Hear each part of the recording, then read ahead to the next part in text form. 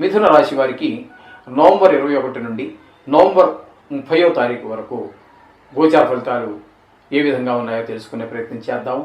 మిథున రాశి వారికి ద్వితీయ స్థానంలో కుజుని యొక్క సంచారం జరుగుతోంది. ద్వితీయ స్థానంలో కుజుని యొక్క సంచారం శుభప్రదమైన ఫలితాలు ఇవ్వజాలదు.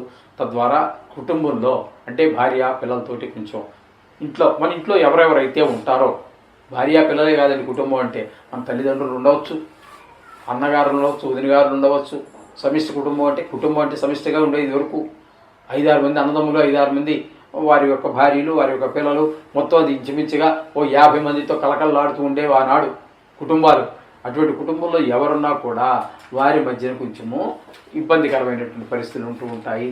అలాగే ధన విషయం కాబట్టి ధన విషయంలో కూడా కొంచెము ఇబ్బందులు ఏర్పడేటటువంటి పరిస్థితులు కూడా ఉంటాయి. అలాగే మాటలో కఠినత్వం పెరిగేటటువంటి అవకాశం కూడా మనకి స్పష్టంగా గోచరిస్తూ ఉంటుంది. ఈ విధమైన ఫలితాలన్నీ ద్వితీయ కుజుని వల్ల కలుగుతూ ఉన్నాయి. ఇక చతుర్థంలో కేతు యొక్క సంచారం శుభప్రదమైనటువంటి ఫలితాలను ఇవ్వజాలదు. ఇక్కడ ఏంటంటే చతుర్థంలో ఉండటం వల్ల అమ్మగారి యొక్క ఆరోగ్య విషయంలో కొంచెం మీరు ప్రత్యేకమైనటువంటి శ్రద్ధ తీసుకోవాల్సి ఉంటుంది. అలాగే విద్య విషయంలో పిల్లలు కనుక ఉన్నట్టు వారి యొక్క విద్య విషయంలో, లేదా మీరే ఈ జాతకుడే మిథున రాశి జాతకుడైతే విద్యలో దృష్టి తప్పకుండా పెట్టవలసిందే.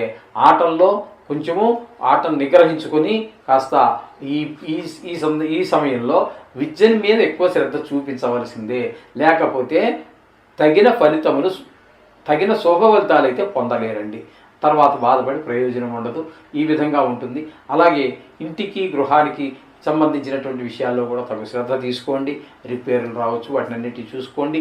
అదే కాకుండా రియల్ ఎస్టేట్ వ్యాపారులు ఎవరన్నా ఉన్నట్టయితే వాళ్ళకి కూడా ఇక్కడ అనుకూలమైనటువంటి ఫలితం కేతు ఇవ్వజాలడు. ఇకపోతే 6వ స్థానంలో రవి బుధుల యొక్క సంచారం జరుగుతోంది.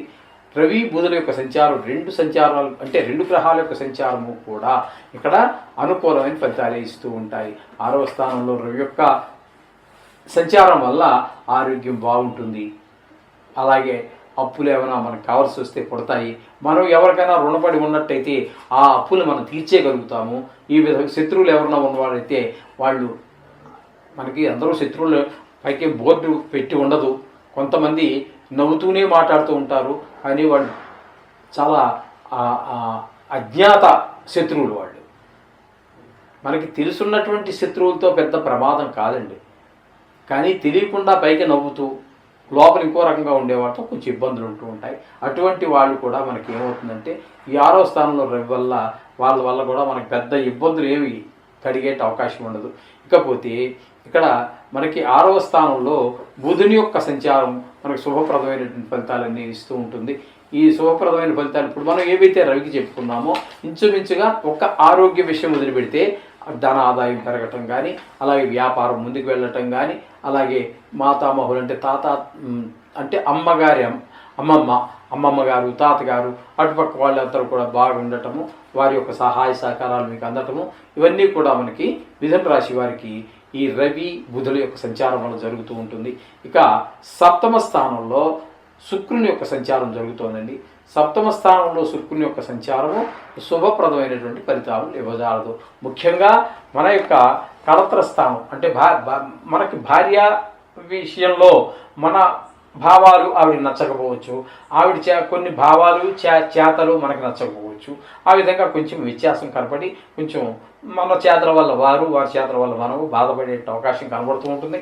అలాగే భాగస్వామ్యంలో ఏదైనా మనం ఒక వ్యాపారం చేస్తున్నాము, ఆ వ్యాపారం చేసేటప్పుడు కూడా మనకి మధ్యన కూడా భేదాభిప్రాయాలు వచ్చి కొంచెము ఆదాయాలు తగ్గేటటువంటి అవకాశం కనిపిస్తూ ఉంటుంది. అదేవిధంగా భాగ్యస్థానంలో శని యొక్క సంచారం తీసుకున్నట్టయితే భాగ్యస్థానంలో శని యొక్క సంచారం మనకి అంత శుభప్రదమైనటువంటి ఫలితాలన్నీ ఇవ్వజాలదు.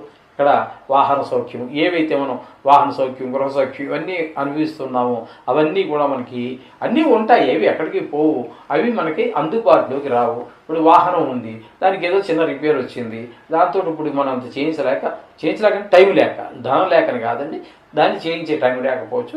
వచ్చే ఆదివారం చూసుకుందాం అనే ఉద్దేశంలో మనం ఏదో క్యాబ్లోనో ఆటోలోనో పోవటం, ఈ విధమైనటువంటి పరిస్థితులన్నీ ఏర్పడుతూ ఉంటాయి. ఆ కొన్ని సౌఖ్యాలను మన చేతికి అందినట్టే ఉంటాయి, కానీ అవి అందవు. ఆ విధమైన ఫలితాలన్నీ కూడా శని భగవానుడు భాగ్యస్థానంలో ఉండి మనకు కలగజేస్తూ ఉంటాడు.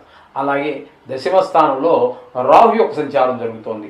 రాహు యొక్క సంచారం మనం తీసుకున్నట్టయితే రాహు యొక్క సంచారం దశమ స్థానంలో ఉన్నట్టుండి మీకు ప్రమోషన్ అన్నా రావచ్చు, లేకపోతే డిమోషన్ అన్నా రావచ్చు, లేదా కొన్ని ఇబ్బందులైనా కలగవచ్చు, కొన్ని సడన్ హైక్ చెప్పడం కష్టం. అదే టైం కూడా మనకి తక్కువ, 10 రోజుల గురించే మనం చెప్పుకుంటున్నాం కాబట్టి అది సడన్గా ఎప్పుడు కానీ దశమంలో రాహు ఉన్నట్టయితే ఈ రాశి వరకే కాదండి, ఏ రాశి వరకైనా సరే దశమంలో కనుక రాహు ఉన్నట్టయితే సడన్ హైక్ అంటే త్వరగానే పైకి ఎక్కటం, లేదా సడన్ డౌన్ఫాల్ వెంటనే కింద ఉన్న స్టేజ్ నుంచి కిందకి వెళ్ళిపోవటం, ఇట్లాంటివి జరిగే అవకాశం మనకి రాహు దశమ స్థానంలో కలగజేస్తూ ఉంటాడు. ఇకపోతే వ్యయ స్థానంలో గురువు వక్రగతిలో సంచరించడం కారణంగా దాన్ని మన ఏకాదశ స్థానంలో గురువు ఉంటే ఏ విధమైన ఫలితాలు ఇస్తాడో అనే విషయాన్ని మనం తెలుసుకుని ఆ ఫలితాలను మనం అన్వయించుకోవాలి. ఇక్కడ 11వ స్థానంలో గురువు యొక్క సంచారము చాలా చక్కటి ఫలితాలను ఇస్తుంటుంది. ఆదాయం పెరుగుతుంది, అలాగే ధనార్జన పెరుగుతుంది. ఏదైనా వ్యవహారం చేయాలనుకుంటే మీరు ధైర్యంగా చేయవచ్చు. అందులో మీరు ఖచ్చితంగా విజయాన్ని సాధించడానికి ఈ గురు గ్రహం మనకి చాలా చక్కగా అనుకూలమైన ఫలితాలన్నీ ఇస్తూ ఉంటాడు. ఈ విధమైన ఫలితాలన్నీ కూడా మనకి ఏకాదశ స్థానంలో గురు యొక్క సంచారంగా మనం చెప్పుకోవాలి. ఈ విధమైన ఫలితాలన్నీ కూడా మిథున రాశి వారికి మనం చెప్పుకుంటున్నాము. ఏ గ్రహాన్ని తీసుకోండి, ఒక్క శుక్రుడు మాత్రమే 12 రాశుల్లో 10 రాశుల్లో శుభ ఫలితాలు ఇస్తాడు. తదుపరి మనకి బుధుడిని కనుక తీసుకున్నట్టయితే ఆయన ఒక 8 స్థానాలలో 7 స్థానాల్లో మనకు శుభ ఫలితాలు ఇస్తాడు. మిగతా గురుగ్రహం తీసుకున్నట్టయితే 5 రాశుల్లో శుభగ్రహాలు ఇస్తాడు. ఇక మీరు రవిని తీసుకోండి 4 స్థానాలు, కుజుని తీసుకుంటే 3 స్థానాలు, అలాగే శని రాహు కేతులు అని తీసుకున్నట్టయితే మీకు 3 స్థానాల్లోనే శుభ ఫలితాలు ఇస్తారు. 9 రాశుల్లో వాళ్ళు శుభ ఫలితాలు ఇవ్వరు. కాబట్టి అశుభాలే ఎక్కువగా ఉంటాయి. ఈ విషయాన్ని గుర్తుపెట్టుకోండి. ఏది ఏమైనప్పటికీ కూడా మనం నవగ్రహాలకు సంబంధించి ఏదో ఒకటి చేసుకోండి. మనకి చక్కటి ఫలితాలన్నీ ప్రతికూలంగా ఉన్న గ్రహాలు అనుకూలంగా వచ్చి మీకు చక్కటి ఫలితాలన్నీ అందజేస్తాయి. ఈ విధంగా చేసుకోండి, చాలా శుభం జరుగుతుంది. శుభం భూయాత్.